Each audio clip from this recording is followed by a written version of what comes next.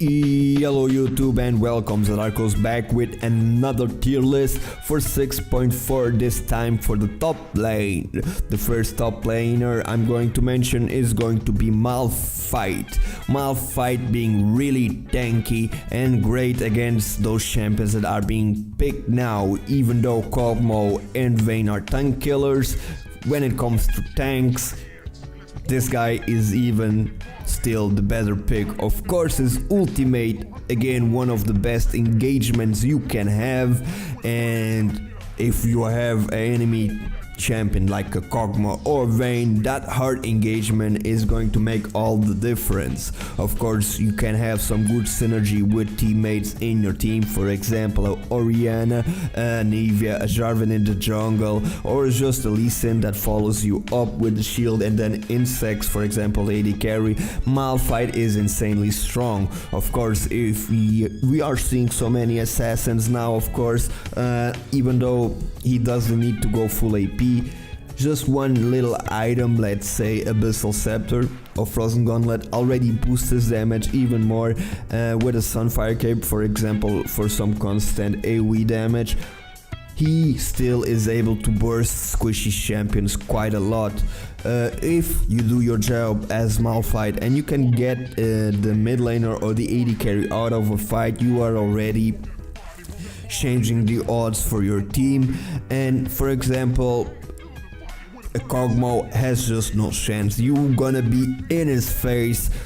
With an attack speed that high that Kog'Maw has, he most likely will not be able to use the skill properly. The attack speed is just too high, and then you just can slow his attack speed, slow his movement speed. I mean, it's insane, Malphite here. The next one is going to be Fiora.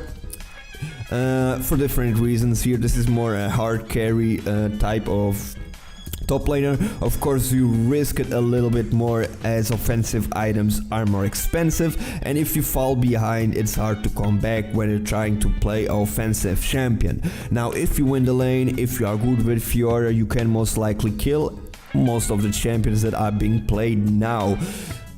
Kinda like the examples I gave when it came to junglers.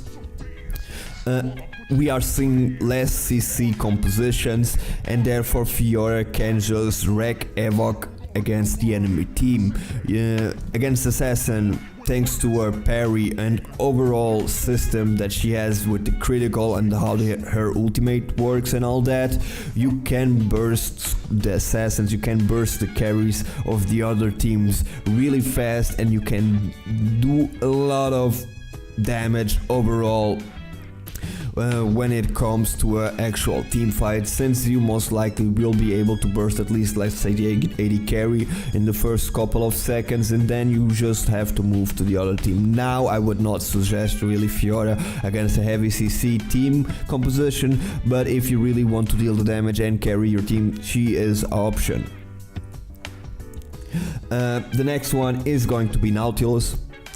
Nautilus, for the reasons I just gave, kinda like Malphite.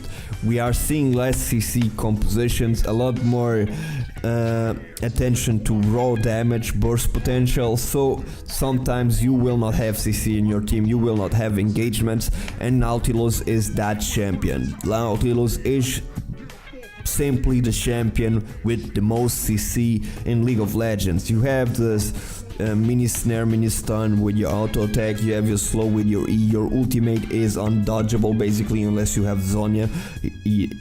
It's great. You have your hook, your W, I mean, everything is great about this champion. You're not going to pick this guy to deal raw amounts of damage, you're gonna pick it so you can control the team fight. You will be able to peel for your carries, and you will be able to shame CC the enemy team, so your squishy champions in the team, the ones that are dealing the high amounts of damage, can just follow up and of course get the kill.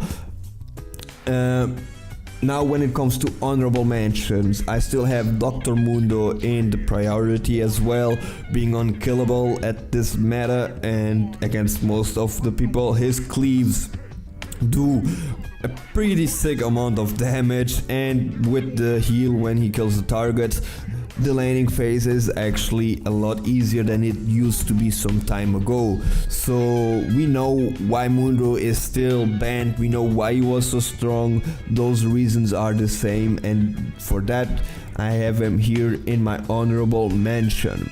The next one is going to be Irelia. Yes, Irelia here with a lot of outplay potential, great against many of the champions I've been mentioning across the tier list, in mid lane, jungle, AD carry, support, and even in the top lane.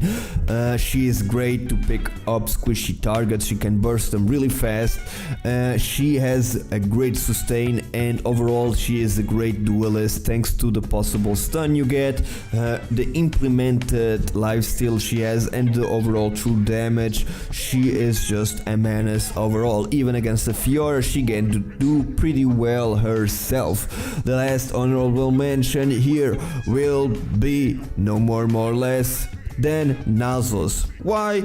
Well, if you just can farm a little bit, you get that tankiness, you just slow the ass of a Kog'Maw or a Vayne or a Zed, you walk behind it and you cue his face and he gonna scream. It's your fault, you're picking squishy champions. So if you really just want to be immortal but also get the kills, most likely they'll just have one champion with RCC, so it's hard to stop you.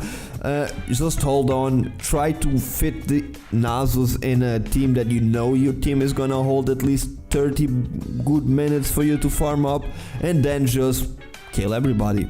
Right? If they can't stop you from moving, and if your team does need a tank, your perma slows are very good. And of course, let's not underestimate the fact that you reduce also the resistances. This is my tier list for the top laners. Hope you guys enjoyed it. If you liked it, of course, give it a thumbs up. Is there any other champion that you think I didn't mention and should be in this list? Let me know in the comment section below. If you're not subscribed, make sure to subscribe. Many more videos like this one. Stay awesome, be awesome, have an awesome week, and also win many games. My name is Zadarkus, and I'll be seeing you pretty soon with a new one. See ya!